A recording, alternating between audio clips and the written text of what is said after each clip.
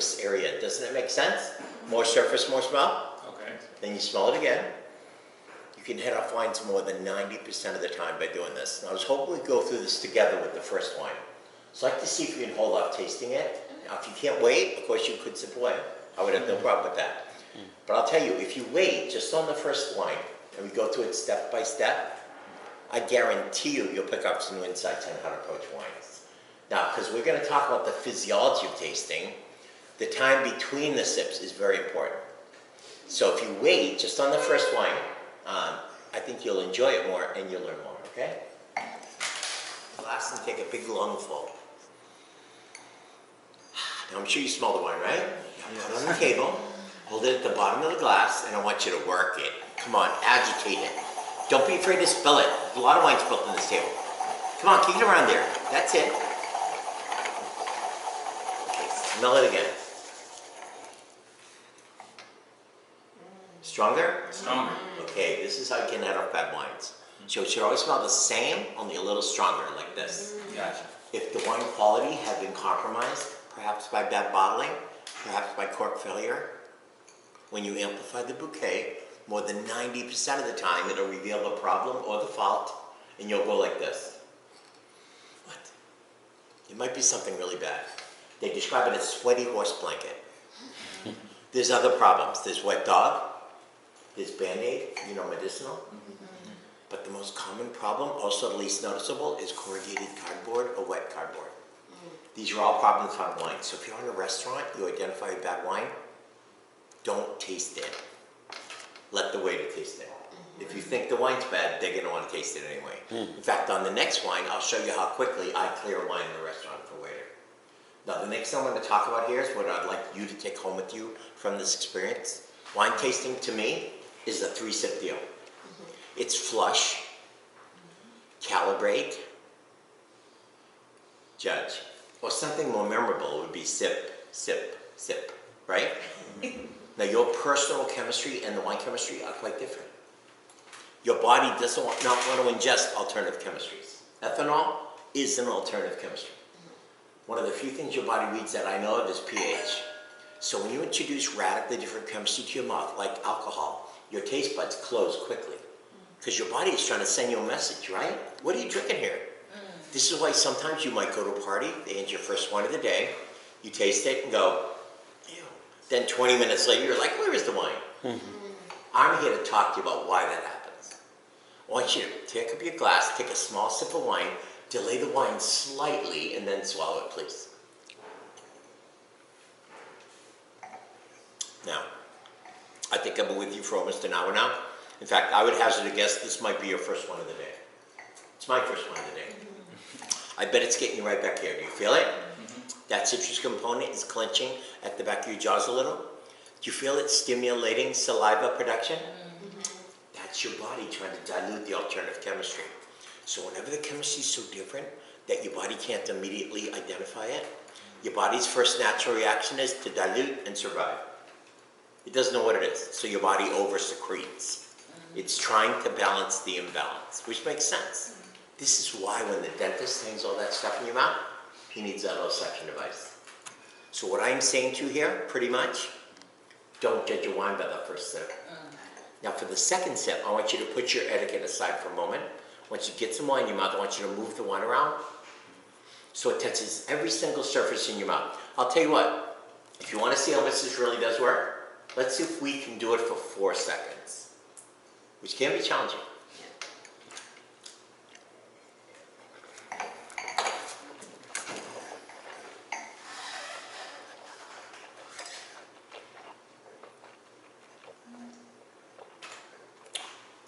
I'm going to warn you, it's going to be pretty intense.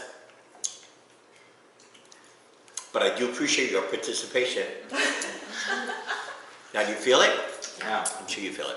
You feel your taste buds tingling? No. Okay, do you know what your taste buds are doing? They're trying to adjust to this alternative chemistry. Now, this is my main point here. Now, when you introduce alternative chemistry like this to your mouth twice, it triggers a very basic instinct we all have inside ourselves. It's called taste response. Now, I think you all know that throughout history, humans have been tasting things once and putting it down, right? Forever, because it's not good, because it's bitter. You know, that's why it takes 2 sips of alternative chemistry to trigger this taste response. Now, it turns out your body only has so much analytical energy in a day. Your body does not want to waste its time and energy trying to figure out all these things. But at this point, your taste buds realize it's not a mistake, right? Because it's happening again. And your taste buds realize now that they better get on board, start to dilate and adjust to the new chemistry. Because what your taste buds already know is that it's probably coming again. And believe it or not, that's what taste response actually is. It's actually anticipation. Think for one moment how infinitely your body knows that whenever you bite something twice and chew it up, if you sip something twice, your body knows from all your past life experience that third sip is coming. So right now, our biochemistry is starting to prepare for the third sip before it happens. Now, one small example of this I noticed during my life, sometimes when I see somebody cut up a lemon, I start to salivate. You know, my body is anticipating the fact that I might take a bite of it. So this is biochemistry act to a visual trigger.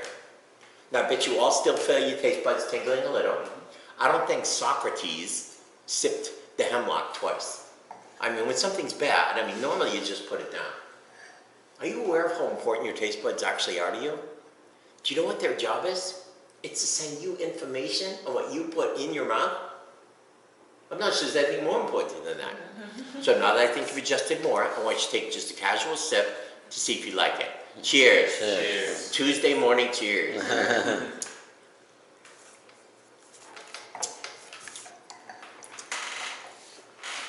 Now come on. It's just smoother. How much better is that? Better. Can't you taste more of the wine now? Do you know why?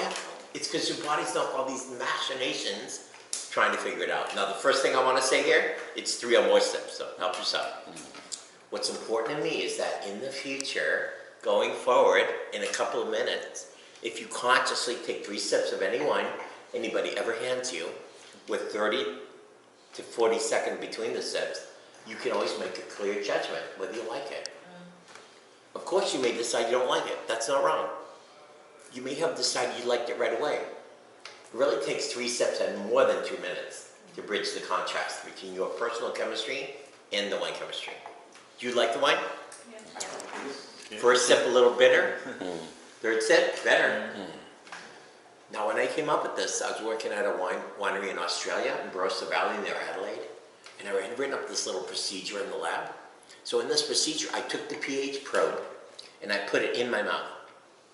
So I was seeing how many sips of wine it took before the pH in my mouth was even close to the pH of the wine. I was apparently naive. So it just happened to be 3 sips, but incredibly, at that very moment, my boss walks in the room, the winemaker. He said, Doug, he said, get that out of your mouth. And I'm like, what? I'm doing science here. Now, once he realized I wasn't just fooling around, I had plotted this graph. I was writing the pre and post pH down after each sip of these different wines. But then he looked closer at my graph and he saw that I was doing it at different time intervals. Because you know your body wants to reset its pH. So actually the time between the sips was the most important part of it. Once he saw what I was doing, he wrote all my numbers down and he took me out to lunch and he said, I think I realize what you're doing, mate. He said, you're seeing how many sips it takes before the chemistry of your mouth is able to judge the quality of the wine. And I'm like, I had no idea what I was trying to do. I'm not that smart. But he was really smart. You know, he just looked at the data I was generating and seemed to put it together pretty quickly. I mean, I hope I would have come up with that eventually, but I really didn't have to. So I guess that is what I was doing.